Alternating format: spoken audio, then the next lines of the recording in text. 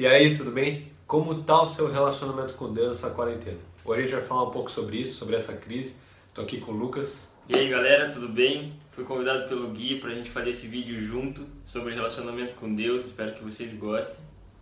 E é isso aí. É isso aí. Então vamos lá. Cara, nessa crise, nessa quarentena, a gente está passando por muitas coisas difíceis, não só cada um individualmente, na sua casa e tudo mais, mas também está tendo um monte de crise aí fora, no governo, na economia. Isso afeta, às vezes, de forma muito negativa a gente, né? Tipo, a gente fica com pensamentos, às vezes, de solidão, de tristeza e acaba ficando um pouco longe de Deus. A gente deixa esses pensamentos nos afetarem. O que você acha que a gente pode fazer para mudar isso, para ter um relacionamento com Deus mais intenso nesse período de crise? Boa. É uma pergunta e um questionamento que a gente sempre vai fazer em tempos de crise. Eu acho importante a gente destacar que crise é um tempo de oportunidade e não é um tempo onde a gente tem que ficar preocupado, tem que dar espaço a esses sentimentos na nossa vida. Então, se a gente entende que a crise é uma oportunidade, a gente consegue ver nesse tempo um grande avanço, eu diria, no nosso relacionamento com Deus. Porque na crise a gente está focado mais naquilo que talvez tirou do nosso controle, alguma coisa aconteceu fora do nosso controle na nossa vida, e aí isso despertou em nós um sentimento de crise. Seja agora no coronavírus, seja politicamente, ou seja internamente na nossa vida, uma perca de emprego, alguma coisa que aconteça na nossa vida. O que eu acredito que pode melhorar, o que a gente pode fazer para melhorar isso e para entender que o nosso relacionamento com Deus deve sim ser mais próximo, é a gente olhar para a crise como uma oportunidade, como se fosse um pit stop, como se fosse uma parada que Deus nos deu a oportunidade para a gente buscar Ele mais a fundo, para a gente conhecer mais o que Ele tem para nossa vida, para a gente entender mais o nosso propósito.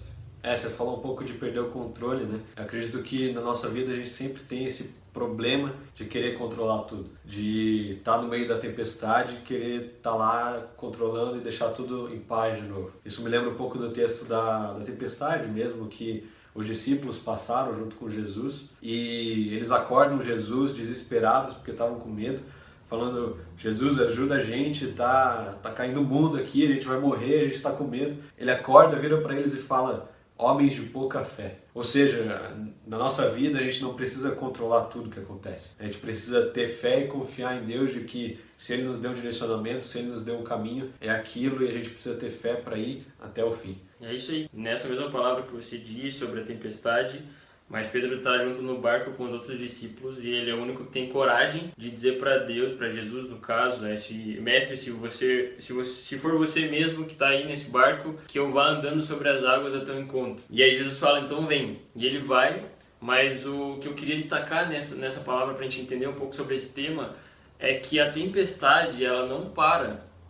A tempestade ela só vai parar no final, depois que Pedro cai, porque ele teve medo de ter andado sobre as águas. Jesus pega ele pela mão, coloca ele no barco com os outros discípulos e aí sim Jesus acalmou a tempestade. Então o que eu quero confirmar, que o Gui também já falou sobre isso nesse vídeo, é que a tempestade, a crise, ela para quando Jesus está junto com a gente no barco. Então se eu entendo isso, o relacionamento meu com Deus, ele é uma consequência, ele é algo que eu busco diariamente, cada vez mais, porque eu entendo que quanto mais eu me relaciono com ele, mais ele está perto de mim para me segurar pela mão quando eu cair, para me segurar pela mão quando vir alguma tempestade na minha vida. E eu tenho que também entender essa chave, que a tempestade ela só vai parar, ela só vai cessar pela voz de Jesus e quando ele estiver comigo. Enquanto eu achar que eu vou conseguir parar a tempestade, eu só vou viver crise após crise, né? Muita gente fica se perguntando o que vai acontecer depois dessa crise, como que a gente vivia antes, se vai mudar ou não, o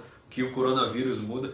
Mas eu vejo que se você não tem o controle disso, se você não tem uma vida realmente entregue a Jesus, você vive de crise em crise. Seja coronavírus ou não, você passa uma crise com a tua família, uma crise com os teus amigos, uma crise no trabalho. Pode ser que se teu relacionamento com Deus não tá legal, não tá bom, você só vai sair dessa crise e entrar em outra.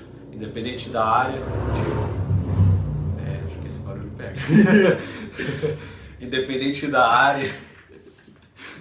Boa. Tá bom. Vai sair de uma crise e entrar em outra. Independente da área. Então, independente de ter coronavírus, de ter pandemia ou não, para parar de viver de crise em crise, a gente precisa viver de glória em glória.